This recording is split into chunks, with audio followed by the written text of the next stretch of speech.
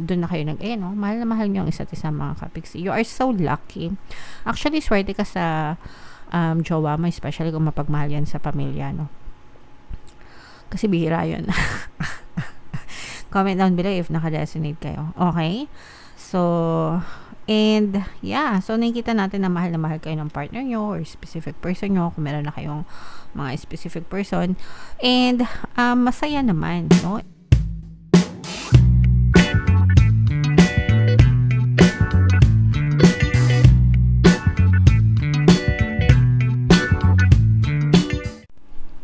Hello guys, hello Taurus, welcome back to Pinay Pixie Tarot. Love reading tayo ngayon, para ngayong June, para sa Taurus Sun, Moon, Rising, Sign, and Venus. General reading lang, pwede mag-resonate, pwedeng hindi. Combination ng positive and negative energy. Pwedeng ma-pick up yung energy nyo guys, pwedeng ma-pick up yung energy ng person nyo. Roles can be reversed. If in case hindi kayo naka-resonate dito, try nyo panoorin yung video dun sa zodiac sign ng person nyo guys.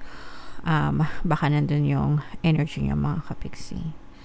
So, eto guys, eto yung, dito sa deck na to, eto yung mga mensahe na gustong sabihin sa inyo ng inyong partner o specific person. So, etong person mo guys, no, palagi kang naiisip na to, palagi kang laman ng isip niya. Sabi niya, I am distracting myself to avoid thinking of you. Lahat ginagawa niya, mga kapiksi, para hindi kanya maisip, pero you are always on their mind, mga kapiksi. So, ibig sabihin kayo yung palaging umiikot sa isip niya. So, ito guys, ito yung mga nangyayari sa back end na hindi nyo nakikita, mga kapiksi. Syempre, pag iniisip ka niya, hindi nyo naman alam yun diba? Hindi nyo yun nakikita, hindi nyo alam kung anong nangyayari sa isip nila, even if hindi nila kayo kinokontak. You'll never know, mga kapiksi, okay? I need to free myself from fears and doubts. I'm a caged bird. Ito guys, parang feeling ko trapped yung person mo, no, with this I'm a caged bird statement. Parang trap siya. Pwedeng trap siya sa mga responsibilities niya, obligation niya sa family niya. Let's say for example, magjowa pa lang kayo, hindi pa kayo kasal. Pwedeng breadwinner siya ng family nila, mga kapiksi. Tapos kumbaga parang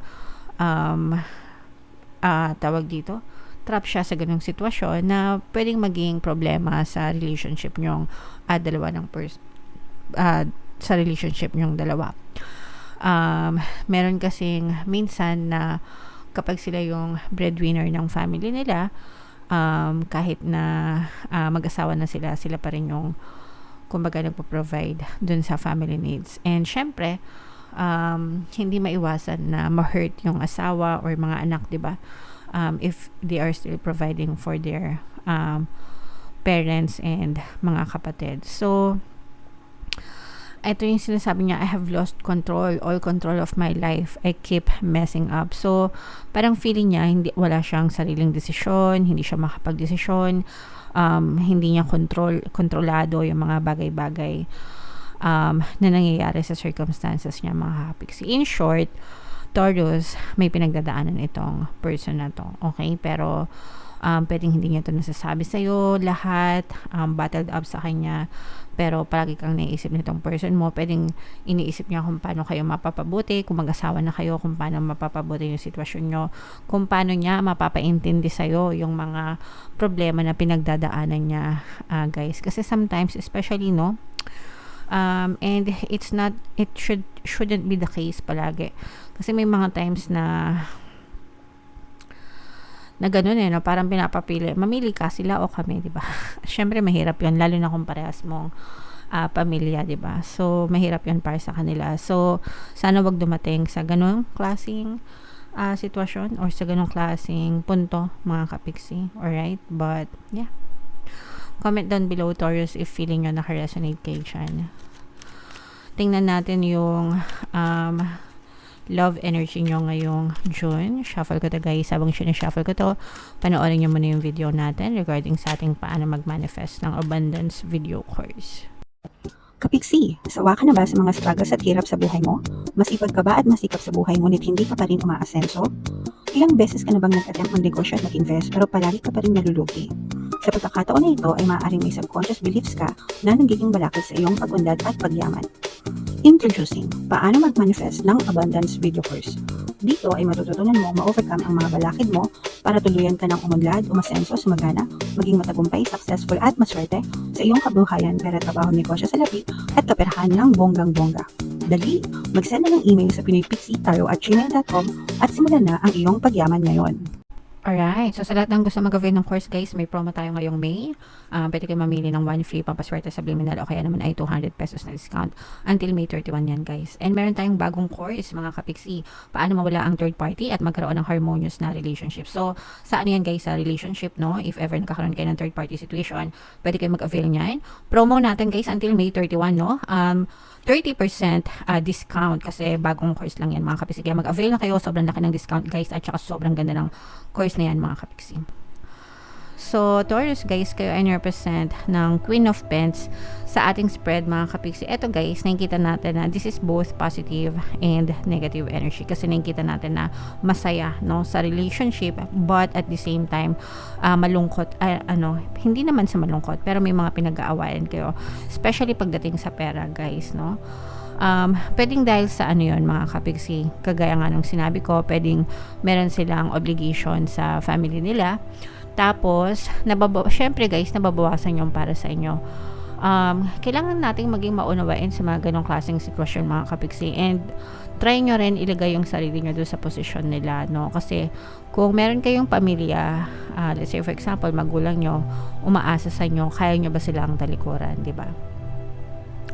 Kahit nasabihin natin na hindi dapat ginagawang insurance ang mga anak or emergency funds, wala rin namang ibang tutulong sa kanila kundi tayo, 'di ba? So sa case ng mister mo, asawa mo, jowa mo, pwedeng ganun no. Pwedeng may mga obligation siya sa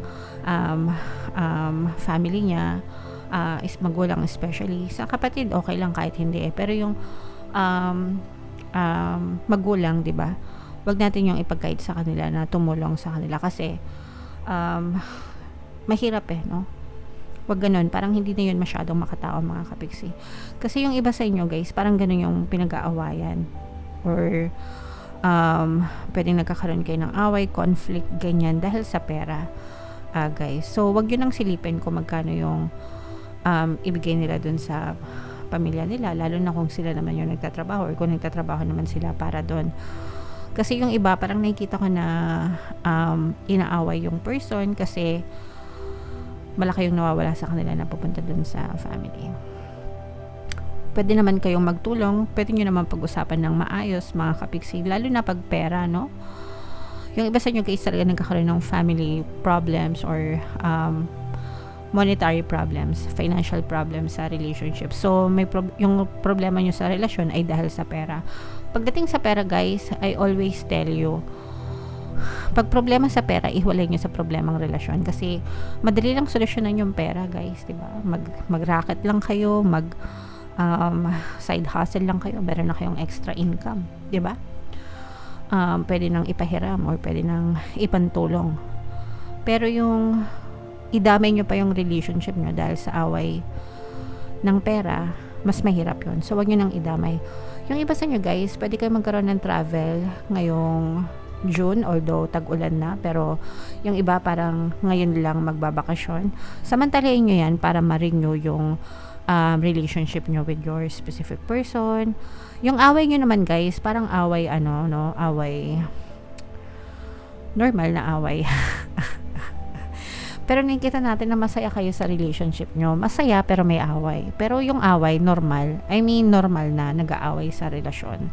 Pero overall, yung energy nyo is masaya, no? Mahal nyo naman yung isa't isa, loving care, ganyan. Yun nga lang, minsan, kapag pera na yung usapan, dun na kayo mahal na mahal nyo yung isa't isa mga kapiksi. You are so lucky. Actually, swerte ka sa jowa mo, especially kung mapagmahal yan sa pamilya, no? Kasi bihira yun. Comment down below if naka-resonate kayo. Okay? So, and yeah, so nakikita natin na mahal kayo ng partner nyo or specific person nyo kung meron na kayong mga specific person. And masaya naman, no?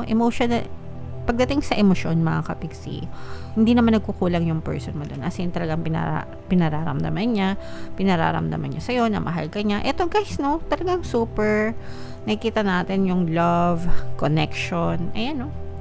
Lahat, mga kapiksi, no, ito yung punong-puno ng pag-ibig. Punong-puno ng pag-ibig, makulay, punong-puno ng emosyon. In short, guys, napakaswerte nyo sa relationship nyo, Taurus, no? So, dapat dito sa relationship na to, guys, inaalagaan. Dapat pinag-uusapan, inaalagaan, kasi napakaswerte mo sa love life mo, at least dito sa spread na to, Taurus. So, comment down below, mga kapiksi, if feeling nyo naka-resonate kayo dito. And yung mga problema sa pera, guys, expectations lang yan, no? Dapat nagsiset lang kayo ng expectation sa person nyo. Kung feeling nyo kinakapos kayo, love, ito lang, okay lang ba na medyo bawasan natin ng konti, no? Yung ibibigay mo sa parents mo, kasi kinakapos din ako pang groceries natin. Pwede nyo naman explain na gano'n, no? Hindi yung aawayin nyo agad na, ano ba yan? Di ba?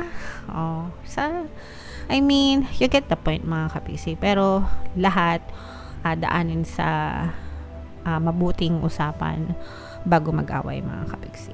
Okay? Alright. Comment down below. Ito guys, i-mind nyo ka to, kasi sa sobrang ganda ng ng love energy nyo, i-mind yan. Mind, swerte sa pag-ibig, swerte sa partner, swerte sa relasyon. Mind, abundance of love, abundance of happiness, punong-puno ng pag-ibig yan. Swerte. As in, swerte talaga kayo sa love life, mga kapiksi. Okay? So, ito yung ating mga pampaswerte subliminal, guys. Pakinggan nyo. Ito pala mga relationship subliminals pala. Pakinggan nyo para makatulong sa inyo. And ito naman yung ating success stories ng paano mag-manifest ng abundance video course. Click here to subscribe, guys, and click here to join our membership program. Thank you for liking, sharing, and subscribing, and see you again next time. I love you all, guys. Have a nice day. Bye-bye.